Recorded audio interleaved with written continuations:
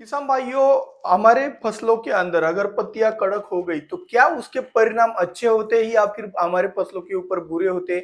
हमारा प्रोडक्शन कम होता है, ज्यादा होता है? ये सभी सवाल आपके मन में होंगे। यहाँ तक आपके कुछ किसानों के दिमाग के अंदर चल रहा होगा कि भाई पत्तियां कड़क होना मतलब क्या होता है।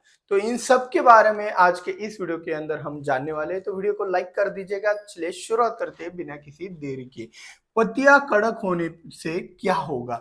सबसे पहले पत्तियां कड़क होना मतलब क्या होता है? तो ये जो पत्तियां रहती है, इसको अगर हम इकट्ठा करें, मतलब ऐसे मुट्ठी में एक सा इसका गोला बनाए और फिर से छोड़ दे, तो इसकी जो वेन्स यानी कि ये जो शिराएं, ये अगर डैमेज ना हो, मतलब इनका टुकड़ा ना पड़े, तो समझ लेना कि भाई इसके अंदर फ्लेक्सिबिलिटी बहुत अच्छी है और ये पत्ता हेल्दी है।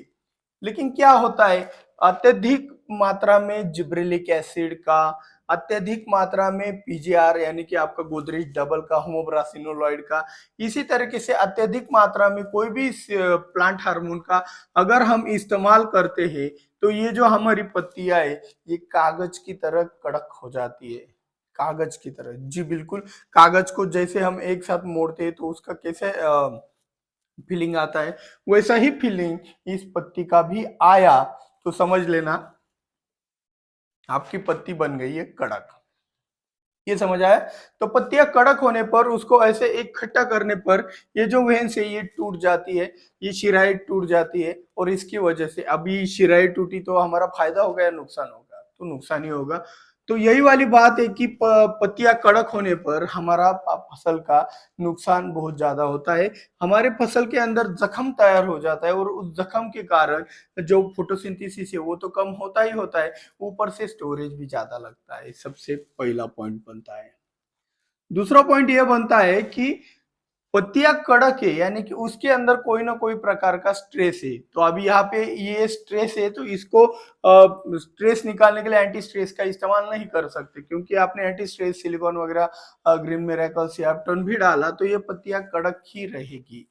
ये अलग प्रकार का स्ट्रेस है। इसमें क्या होता है, अलग अलग प्रकार के पीजीआर का एक्सेस इस्तेमाल कर लिया, अलग अलग प्रकार के न्यूट्रिएंट का भी अगर ज्यादा इस्तेमाल होता है, यानी कि कॉपर, आपने बोर्डेक्स मिक्सचर हाईली पावरफुल चला दिया, तो आपकी पत्तियां कड़क बन जाती है, उससे भी कड़क बनती है।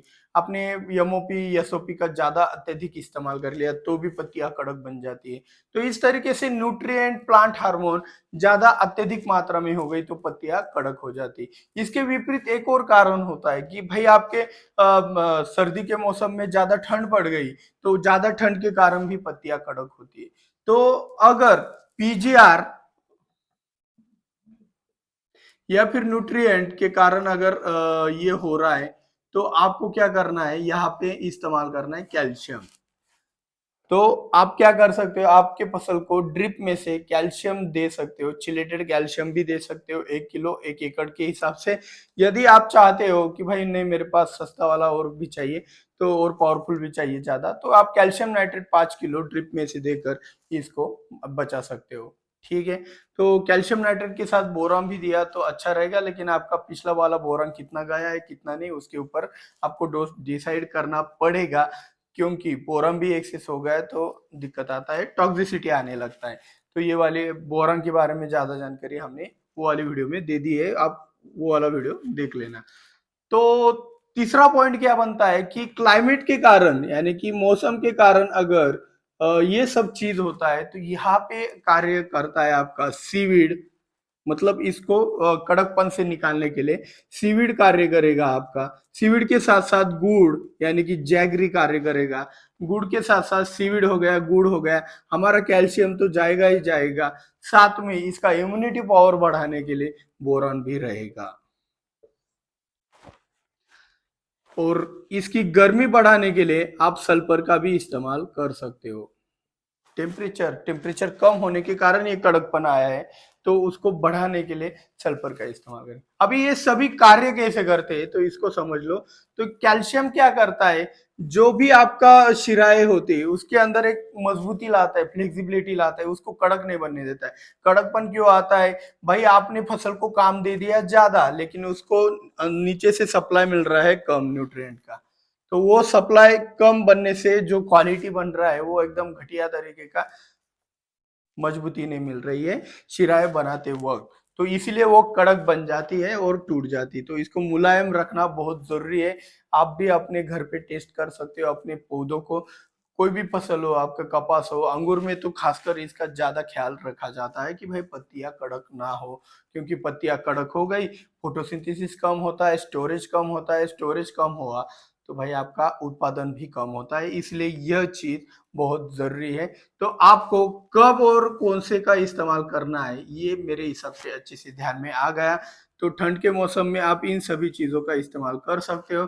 और बाकी कारणों की वजह से मतलब पीजीआर एक्सेस हो गया या फिर न्यूट्रिएंट ज्यादा हो गया या फिर कोई स्कॉर्चिंग भी आ जाता है ना, आप गलती से कोई कॉम्बिनेशन डालते हो तब भी वो पत्तियां कड़क बन जाती है। तो वैसे सिचुएशन में आप ये वाला स्कॉर्चिंग आने पर ये वाला फॉर्मूला भी इस्तेमाल कर सकते हो। अदरवाइज अगर सिर्फ पीजीआर और न्यूट्रिएंट से कड़कपना आया है तो आपको सिर्फ कैल्शियम और बोरान का इस्तेमाल करना है। ये बात ध्यान में रखना है। ये पॉइंट किन किन किसानों को पता था, उनको तो भाई इससे निकलने का रास्ता भी पता होगा। तो ये रास्ता पता होना बहुत जरूरी है। जिन किसानों को ये बात पता नहीं थी उन किसानों के लिए वीडियो हमने बनाया था। तो वीडियो अच्छा लगा हो तो वीडियो को लाइक, चैनल को सब्सक्राइब करना मत भूलिएगा। और हाँ, ज्यादा से ज्यादा शेयर करके अपना नॉलेज भी बढ़ाए और अपने किसान दोस्तों का भी बढ़ाए। मिलते हैं अगले वीडियो में। जय जवान जय किसान।